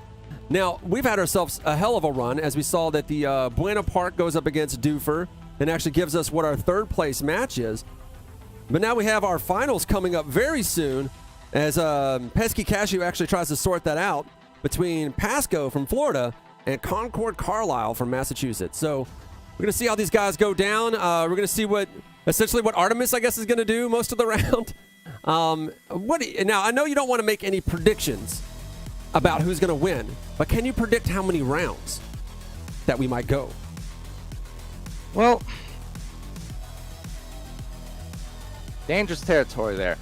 Is it? As a caster? I've not had curses on guessing rounds. You know, I was never superstitious, really, until you got until I into started casting. You now heard me say it in like every cast. Like literally, when I said Eclipse was going to win, y'all immediately start losing, and then I say the other team's going to win, then y'all start winning. Like it's literally, it's hilarious how well it maps out. It's hilarious. Fair. So that's I guess I gotta thank you in some regard. You know, when those happen, the way I always looked at it as a player when I was in those big matches is, by the end of it, you can say, okay, it was the perfect results, at least by my standards and by my team. It's like we won, which we wanted, but it was also a tremendous match to watch. There was excitement. There was the big potential for upsets. So those are the kind of things no one likes I already a blowout. believed. Yeah, you want to believe they're going to lose. Yeah. Those are the things I believed as a player, and even more so as a caster, is that basically, whatever the results are, we want a competitive showing, so we can just really show that full potential of Echo. You know, so if it goes down to 5 rounds, if it goes down to an overtime, I would welcome it very, very much so. That's where my biases as a caster lies, simply in having competitive matches. Whichever team is the underdog in any given minute-to-minute situation, that's who I'm cheering for, basically. No one ever believed Eclipse was the underdog. but at the same time, having underdogs do well gets an audience charged. Like at OC4, most of the people that came to that competition were there for the free food and drinks. And because there were several moments, well, it was nice. There were several moments where underdogs were getting one up on you guys, that it was charging up the crowd. They were suddenly finding themselves getting into it. They were no longer at a conference to do networking. They were enjoying a show for a sport that they didn't even know existed. And like right after that, so many of them came up to me afterwards and says, I don't even like sports. I don't even like esports, but that was exciting and I would watch the heck out of that. And I said, thank you. That's the point. That's why we're all playing it, why we're obsessed with it. Oh, I remember after OC4, there were a lot of players and players, fans, executives, so on and so forth, who were like, well, we didn't really know what this was about or what VR esports necessarily could be, but that was something different. That was unique. I remember at OC4, after I'd played, that's even where I first met Maddie from CVRE. Yeah. You know, and she was really excited about what she saw. And then, you know, look at CVRE, the collegiate league here in Echo Arena, and where that's at now. Shout out to Maddie and her. She told me what her degree was recently, or if it was a master's. I don't know. The phrasing of it made me feel stupid. So Maddie's very brilliant. Got herself good work, and she's still working with the CVRE guys to help that continue going. So shout out to Maddie out there. Great person. Absolutely. And as I said, those are one of my favorite parts about VR and about those meetups, just getting to see the progression of all of it, right? Where a lot of us who were there, you know, at the beginning doing some of this stuff, we're still here doing it in one way or the other. You know, I'm not an active competitor anymore, but I'm casting here. You know, right with Poonanners, who casted me, gave me my first competitive cast ever as a gamer. Introduced you to VRML to get your league in there. Yeah, totally. With that, at my after party. For all the players. Yeah, exactly. I've been here from the minute, just trying to make sure everyone does it so that I can go to sleep and stop doing it. That's really my end game. Exactly. I'm very tired. It's all a circle of life, though, Pooh Danners. I actually get a lot of enjoyment out of that. Be careful, Disney will come after us. I was about to break into song. Yeah, I stopped you. I felt it too, and I was like, no, Disney will get us. We got to stop. They're angry. Yeah, but I remember how it was for me being casted for the first time and for the first several times and such, and how that feels, which is why I love doing it now and being able to kind of give that rewarding feeling and that cool featuring to players and teams. You know, give them the same feeling that I had, that we all had as players now, as this continues to just blow up on the scene. Yeah, that's why I do it too. It's why we built the studio. It's why I put so much effort into production graphics, is that it does a lot for the people that are watching it. They're just like, look at this thing that I was involved in. Look how amazing and serious this thing was that I got involved in. It does so much for them. It's one of the reasons why I had to kind of wrestle with my ESL commentators, because they're like, well, this isn't Worlds or this isn't StarCraft. And I was like, yeah, but it's serious to us. Like, put on the suit, put on the tie. Let's do this. We've got these lights. We've got this $1 million stage like at OC4 and OC5.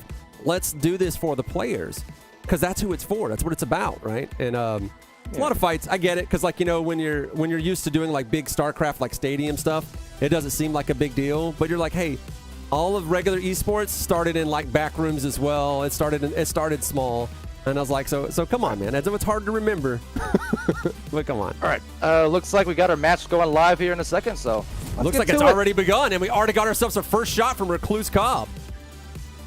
All right, well, Recluse Cobb, we got Pascal, we got Concord, and to the accord of the casters, you got Palador and Pooh Nanners, and to Twitch chat there, welcome to the championship match. Best of 5, 10 minutes on the clock. We're going right in.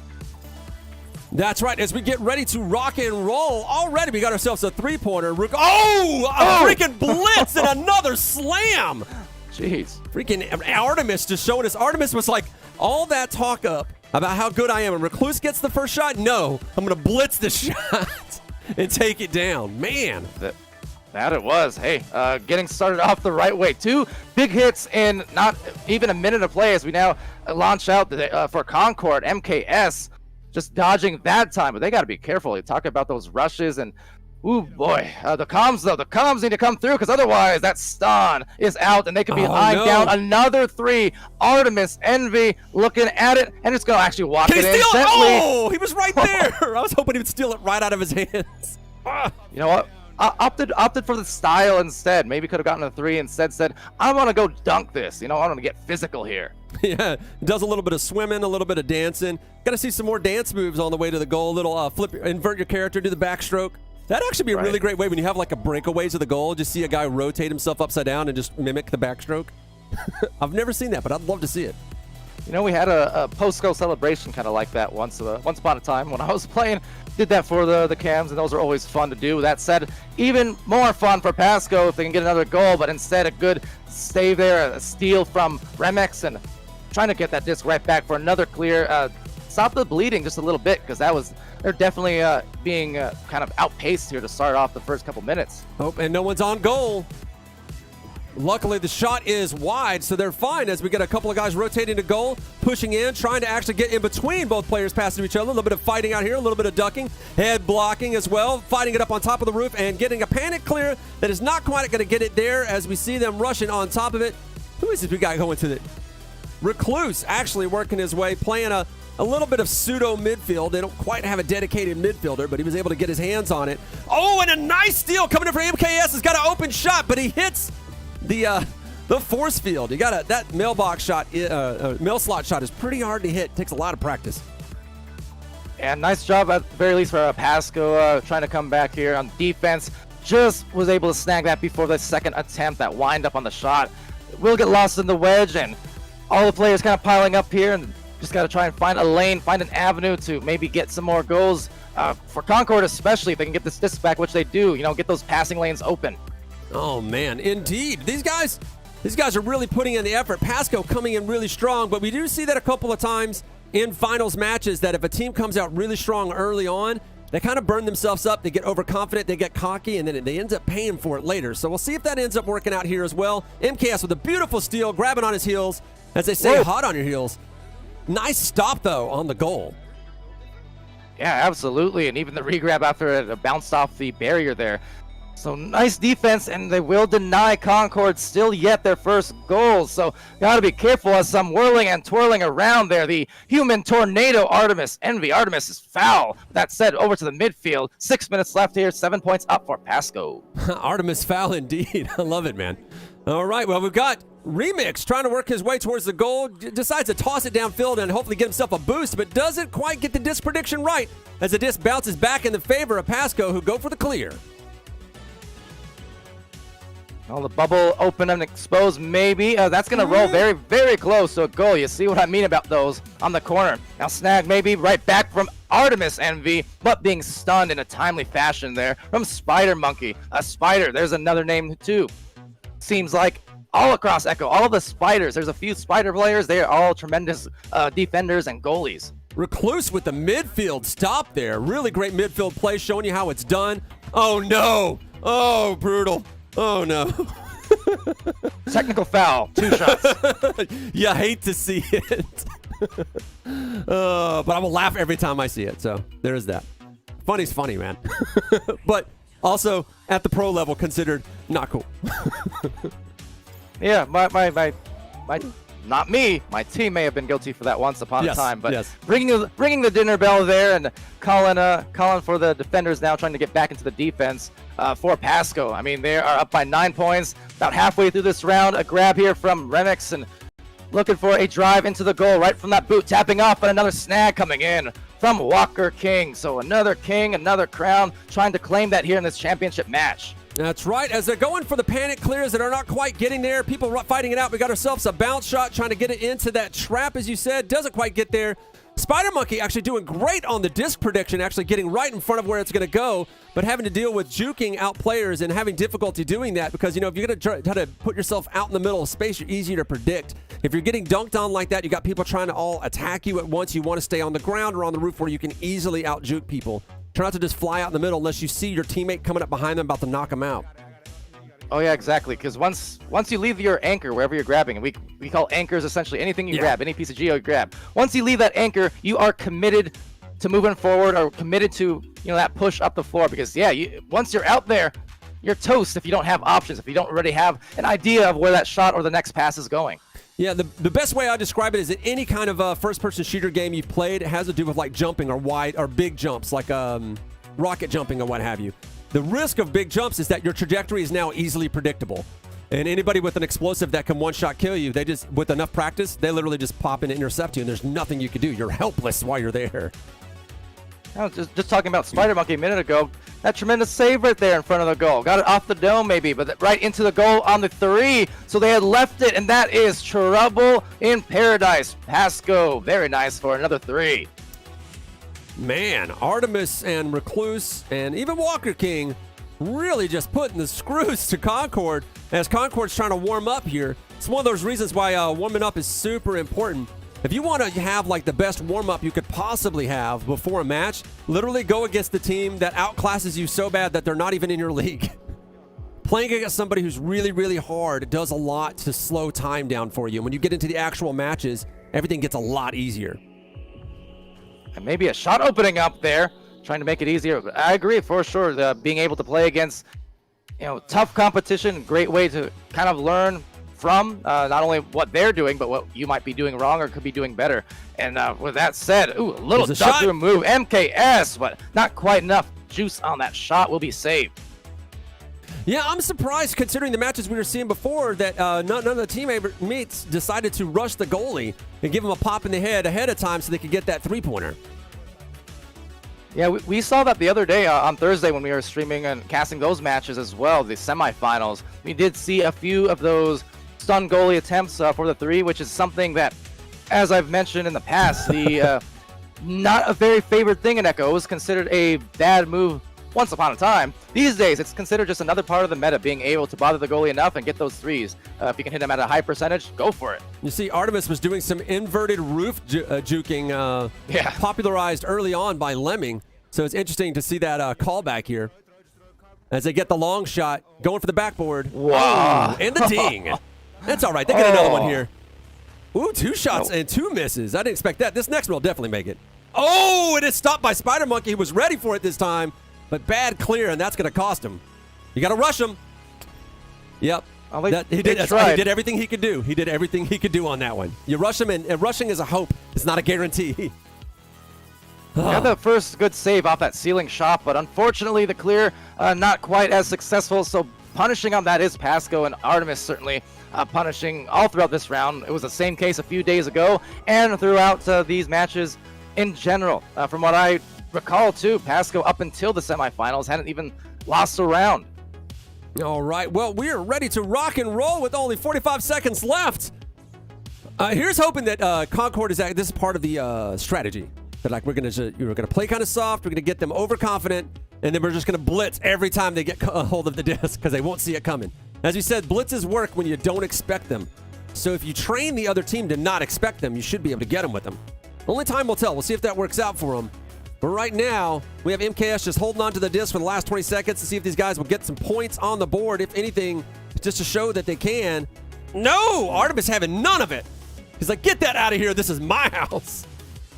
Yeah, Artemis playing slightly outside of the goal, still kind of in the bubble, but perhaps baiting the shot, saying, daring that shot to happen as a snag comes in here from a Recluse, but couldn't quite get that. Pasco will take the first round in this championship match, best of 5, 14 points uncontested. Brutal. As we take a look at the points scored, we have Artemis with 11, Recluse with only 3.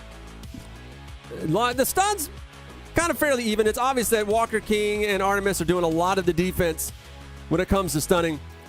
Decent amount of steals. Concord, I don't know if they've warmed up yet, but they're definitely going to have to step it up here in this next round. They can do it. We've seen them do a lot of damage. They were not the team that took a round off of Pasco in semifinals, though. They did say that, when they won that round, that they were the first team during this preseason that took a single round off of Pasco. Yeah. So definitely, to make it this far into the brackets and to the championship game, that these players have been stellar to make it here among all the teams in these brackets. It's no mistake. So sometimes these first rounds, especially the first few minutes and the first rounds, again, considering the factors of the pricing on the line, the streams and all the viewers watching at home, and in the chat and such, that can definitely weigh on you. So I'm kind of curious now how round 2 goes. Sometimes a team just needs time to settle. It's a reality here of streams and of casting, but this is going to be a very important joust and a start for Pasco. They need to score rather early to start building some of that rhythm so they're not playing from a position where they're just behind immediately like they were in that first round with those 2 immediate shots in that first minute. Ooh, and they win the joust to get it on the other side of the ring. Looks like they're about to get a shot. No, he mispredicts and isn't able to get to it. Looks like blue team's going to get to it first and go for the clear or get knocked out, which he did. They're getting an opportunity for an open goal shot. Here it is. They're just going to walk it in. And a steal from MKS, bringing the pain as Concord dials it up. It goes for the clear, and a nice clean clear, but it goes right into the hands of Recluse working that midfield. You got to keep an eye on where he is as he hides himself behind that occlusion so you cannot see him.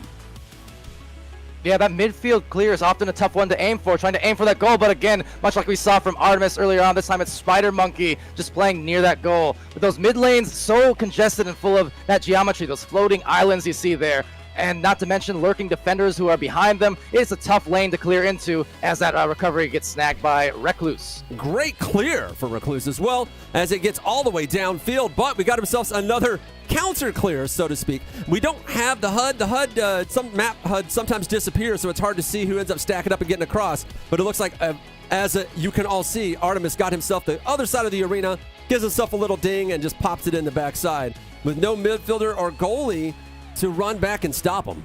At least it was a 2-pointer, though. He didn't go for the 3, so that's one thing you don't say about a person with a ding. He's like, well, it was nice of you to not go for the 3-pointer. Yeah, and one of those cases where, to do that at a championship game, I can't really say much based on my history. But with that, I'm just saying, you got to be careful because if teams get too loose. Come on. That was such a good shot. if teams get too loose, you're gonna open up the avenue for the other team to start coming back and making some good plays against you. You gotta be able to stay true to your game and keep focused. Artemis inverting on the roof here as he goes for the jukes. 100% overconfidence will get you every time. Underestimating your team will get you every time. This is why anybody who plays sports, this is one of the things that you and Simeon did really well, is to not underestimate the other team. Always play seriously no matter how well you're doing, and you will guarantee victory, or at least have a much higher likelihood of getting it. Oh yeah, and after I've casted near 1,000 matches at this point of Echo Arena, I've seen it way too many times, which is why I say it confidently. You play around too much, it tends to come back to bite you, and it makes your efforts a lot tougher. But there's a good steal and pass go from Artemis MV on the Artemis N3 for 5 points. That's right. Anybody who's watched a lot of Toonami knows don't underestimate your opponent. That is how you lose. Top 10 anime comebacks. That's correct. All right. Well, we got Concord lining up with Joust advantage. We saw Blitz come in immediately from Pasco and another Blitz. They're just disrespectful here with the number of blitzes, saying that we don't even care. We've got this disc. I'm not afraid of you, as they go to fight it out for the disc, but can't get there before the stun clears. And that's the thing, is that after you stun a person and they come out of the stun, they're invincible for a little period of time too. So you really gotta take advantage of the small amount of time, the little window you have after you stun a player. Hold on, a window here, maybe just beyond the reach, however, of Concord's player there, Remex. So they had maybe a chance at a goal, and that's going to sail away into the mid lane. A recovery by MKS as the pile-ups of players make their way towards that mid lane. Some clever maneuvering. Look at that, just left a defender in the too dust. close. Get rid of it. And now a steal going in from Recluse. I think he was overconfident. He saw that he was stunned and figured he could just float past him while holding the disc that drags you down. He's like, no, if a guy's stunned, you can't guarantee that there's nothing he can do. You want to get away from him or pass it downfield. And if anything, grab onto him now that he's starting to use his rockets to get some speed and steal his speed to get extra. Well, maybe getting some extra points. No, the goal was open, but again, on the heels. That was a theme earlier on. Got to be careful of those defenders creeping up and trying to stack now towards the midfield or boost into that disc, but another pile about to happen. Somehow MKS coming away despite 3 players surrounding, but holding on to it and now dishing it off into that lane as those defenders do stack up and try and once again gather. I like these redirects I'm seeing from Pasco. That's right. We also see in a stack and a regrab flying all the way down, showing us how it's actually done. That is how you get to the other end of the arena before everyone else. You got to practice your stacks and regrabs. He's given time to get to the goal. For the behind the back dunk. How about that move? It's turned into a dunk contest here tonight. Artemis Envy this time showing some style. And again, this is all what they're doing in real life. So, yeah, putting on some heat. Artemis also giving them time to put 2 men in the goal, I think makes up for the dings. I think that's a good sportsmanship there. Sure, I'll agree with that. Will be Concord with the launch here. Spider Monkey taking the disc, and Artemis getting stunned in the midline. They do have some opportunities to move it up the floor here and maybe take advantage of some numbers. Oh, but couldn't find a teammate, so instead getting it snagged and now losing that advantage that they might have once had. That's right, man. They got to get some points on the board if they want to turn this ship around. They're trying their best to approach. When you've got another team that knows how to stack and regrab when it comes to speeding across, and you approach the goalie, and the goalie is having none of it. He knocks you out first. Artemis needs to get popped in the head by somebody if they want to get an opportunity to shoot it in. Right in his face, and Artemis still stops it. You were not close enough to stop his amount of prediction with... Ooh, no. We lost it for a minute. Looks like our cameraman has having some trouble.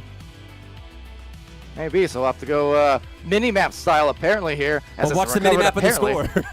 By Artemis Envy. Oh, and I know what happened. He was out of his headset long enough that the game decided that he wasn't there, and it decided to go hibernation. It's not supposed to do that, but it does it sometimes. Well, we're back in the game, and I think suffice to say, even though we didn't see the goal, Artemis made it, so I'm sure there was some sort of fancy move or a ding or a flourish. With 9-point advantage, 4 minutes left here in this second round. All right, as the second round continues to tick down with less than 4 minutes left on the clock, and a 9-point advantage to Pasco. Looks like we have Remix going downfield, hoping he can catch a pass. The pass does not come to him. Looked more like just a random shot on goal. Got to work on that passing game in order to take advantage of your players who get downfield where no one can see them. Oh, goes for a backward shot. That's a good attempt. Will not deliver, but maybe a rebound shall. Spider Monkey using those spider limbs, and they will get their first score here in this series. That's right. We're able to get the score. Great backboard shot. Hit the black diamond like you're supposed to do. It is not a guaranteed backboard shot whenever you do that, but it does greatly increase your chances of it working. I don't know how many. Go ahead. They are at least putting in some work for sure. I mean, Spider had some saves early on, turning it into offense, and down by 7 points. There's 3 minutes left, so they are definitely in the window if they can get some more points. And there's some good defense again, this time coming from MKS, so it's definitely not out of the woods for Pasco to take this away if Concord can build some steam. Yep, he went for a slap clear, too, after they took it away from Artemis. Artemis goes for the long shot. Luckily, we got a separate goalie. He didn't really have to do too much because the shot did miss. Went for an underhand shot, so a little bit of a late release, which is why it went high on him. Takes you a while to dial in your release time. Artemis flipping between inverted and straight up and down. One of these more advanced moves you see coming from players. All right, Palador, you were calling it yesterday. This is people just straight up spinning. Oh, yeah. For those familiar with the Echo scene and VRML side of things, the W's as wow, that was almost a big win on that goal. Will be grabbed here by Artemis. Artemis with the spins, the forces again, eyeing down the defenders and trying to toy with them like a yo-yo, but instead just being left now as it escapes the hand, and that's the risk reward of trying to hot dog too much. Sometimes you just don't look so hot. A cold dog, but there's a shot and the spin and the win, and 11-2.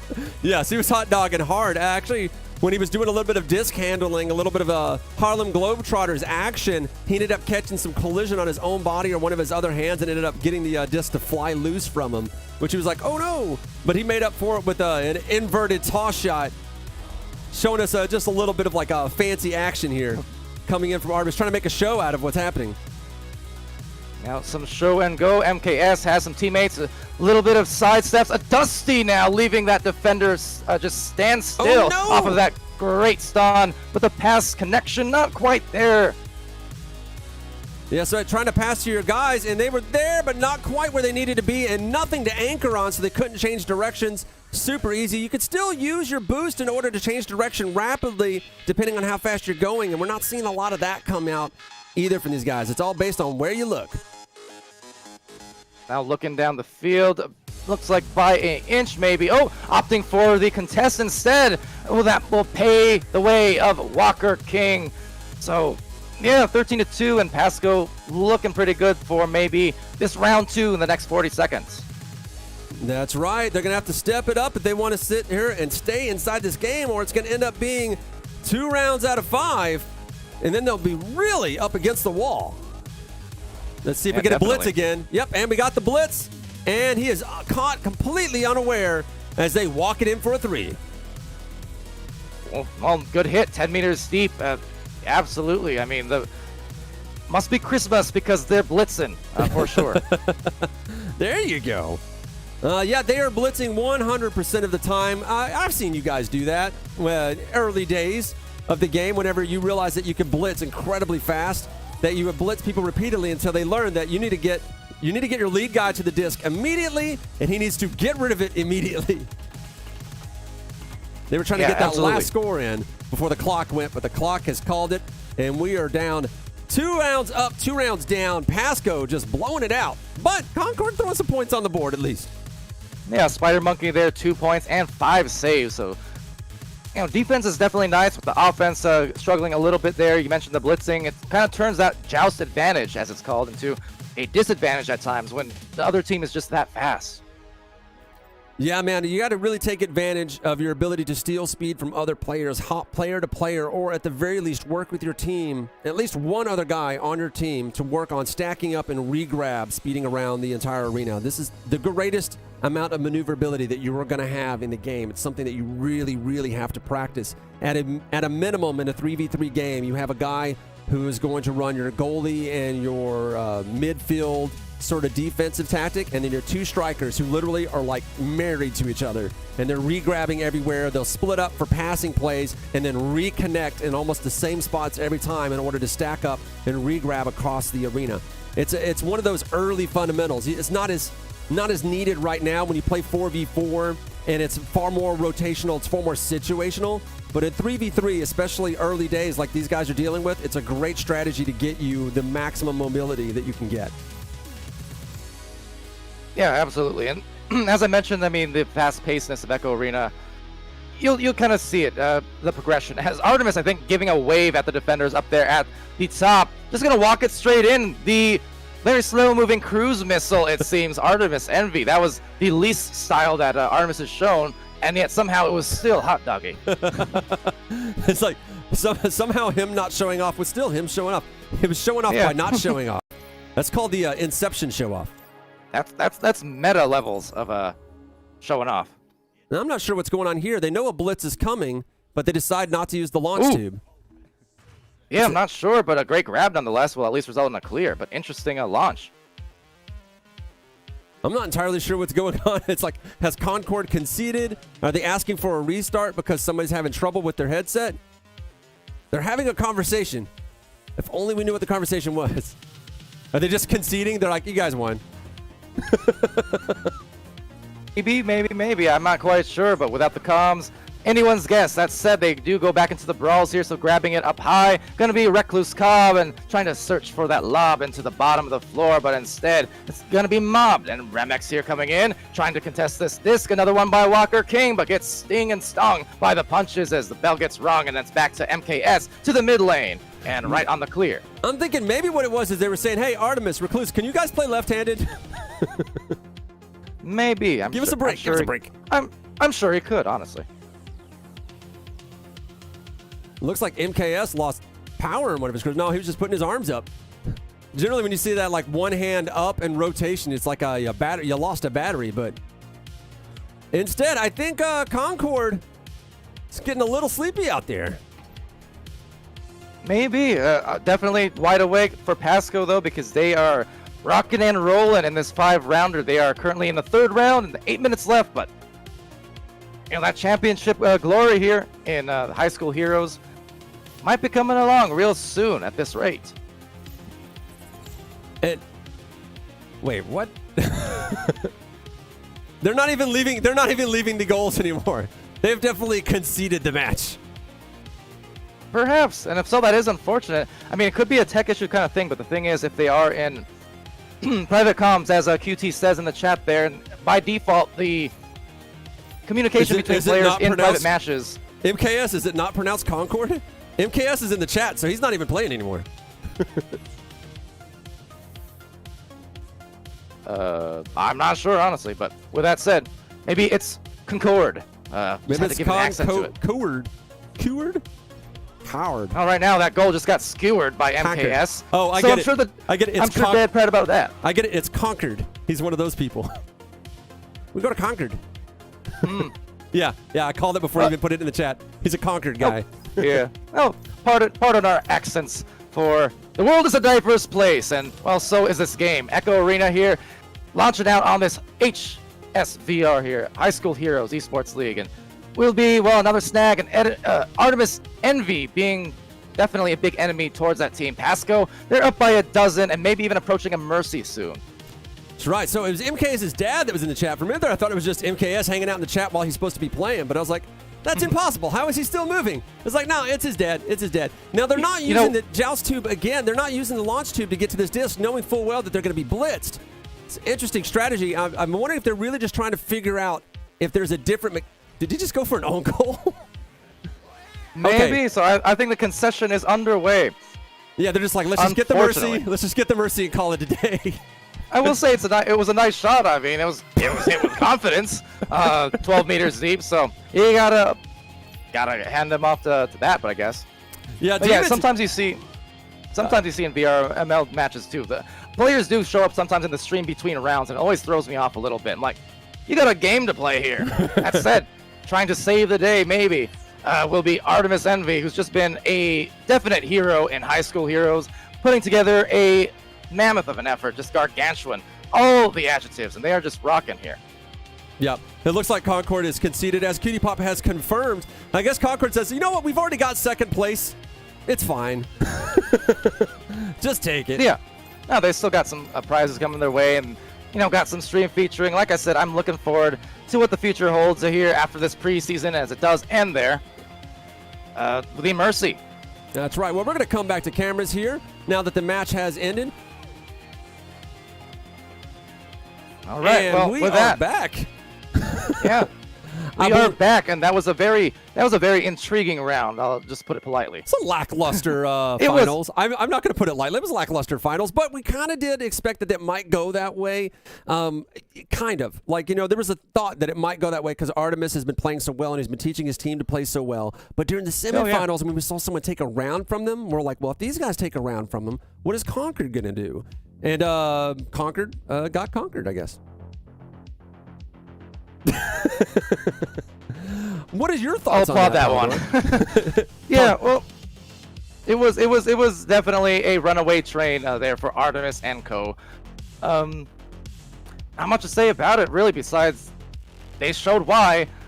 That besides that one tiny little blemish and on Thursday, they hadn't even lost a round. I mean, that was dominant. Okay, that effort was dominant. Doing it defensively first with the blitzing jousts, as you mentioned, and then putting together just a string of offense, whether 3 points, those dunks, the behind the back flings. They did a little bit of everything there. So it was just a cohesive, breakneck, punch you in the face kind of effort coming in, and that's what got the job done.